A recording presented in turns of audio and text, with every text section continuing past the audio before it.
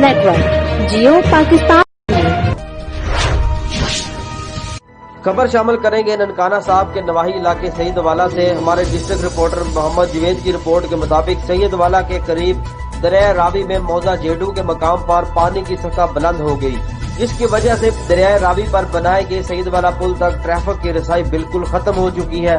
दरिया रावी का पुल करोड़ों रुपए की लागत से तवील अरसे के लिए बना, लेकिन पुल तक पहुंचने वाला रोड हुकूमत वक्त और साबका हुकूमतों की अदम तवज्जो की वजह से न बन सका, जिसकी वजह से ट्रैफिक को शदीद मुश्किलात का सामना करने के साथ साथ हादसात का भी सामना करना पड़ता है।